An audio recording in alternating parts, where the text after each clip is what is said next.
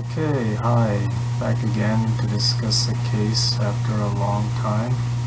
Um, yeah, this one's interesting. It gives an example of why you should always flap. I was gonna just do through the gum, make it easy on the patient, but in this case, you'll see why you can't just look at a ridge from just the gingiva, and even though it looks really nice and thick, and even on the CT, sometimes defects in the bone don't show up.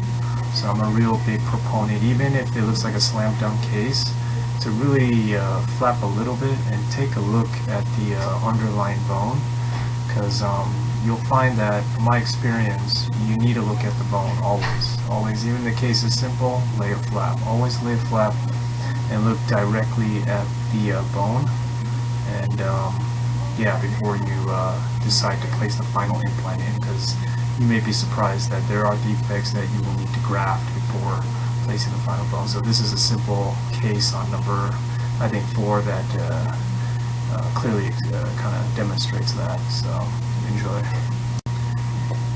Alright, so here we go. Using a Zimmer implant system, which in my opinion it's not the easiest use system for me, because Austin Hyacinth is the one I'm most familiar with, but to me it's the best system. Zimmer hands down is the best because of its platform. It just is super solid.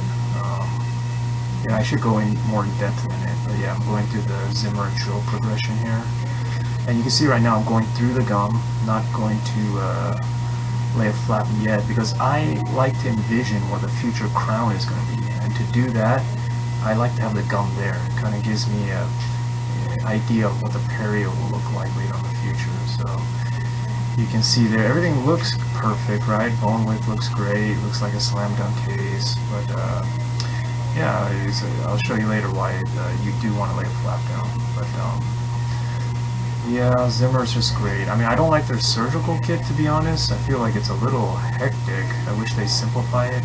So, I mean, Hyacinth's really easy. Stoppers and everything just makes the surgery super easy. But the implant platform of Hyacinth itself, not as good as Zimmer. Zimmer by far is superior. Okay, so you look at the gum here, I'm trying to lay down a little flap here. And I don't know, I was hoping just through the gum, not have to do anything, but you'll see in a moment here. I don't know if I have a zoom in feature. And sorry about this camera work, guys. It's really difficult. You have to see me trying to do the surgery with this camera. I'm in a really awkward position. Okay, you see right there? You see that little cleft, almost a cleft defect in that bone there? Yeah, that's what happens when you have an old root canal tooth.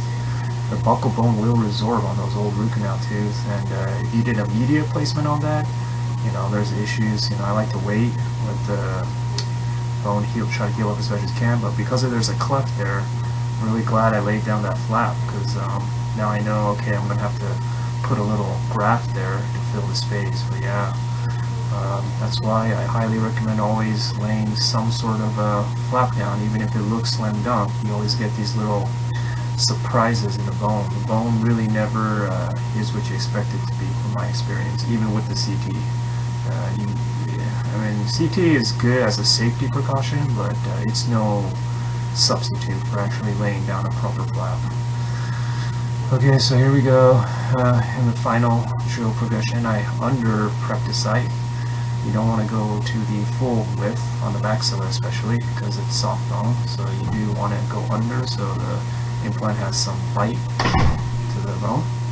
So yeah, it's a nice Zimmer 4.1 by 10. I forget what it's called, TSV or something like that. But yeah, it's just I really like the Zimmer implant. I can see why it's heavily, the company caters toward orthopedic surgeons and everything, and I can see why. Orthopedic guys, obviously, their whole job is related to bone, and yeah, my brother's actually an orthopedic surgeon, so I know they use a lot of Zimmer product in his practice as well, and he does a lot of spine surgeries and stuff. Zimmer, hand down, you can tell they're not just a dental implant company, they're a huge medical company, so you always want to go with them. And yeah, the advantage of Zimmer implant is toward the cervical, and I don't know how to say, the way they even designed the healing bone is, everything is to minimize bone loss. So always check the bite, of course. You want to be occluding at the right spot. Access hole to the screw tin crown should be right over the opposing cusp of the mandibular. So here we're removing the mount. I love using mounts too because it kind of gives you a nice vision of angulation for the crown in the future. And that Zimmer implant, there's no like taper to it. It's very straight. It's very flush. And yeah, here's me adding bone right there. So yeah, just gonna fill in that little cleft area.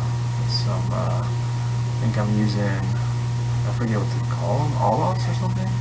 But yeah, just make sure you add a little bone over that cleft area, and then put a little membrane over it. There we go.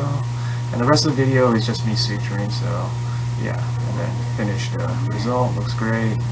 Big panel, see the patient in 2-3 months. Alright, thanks. Bye.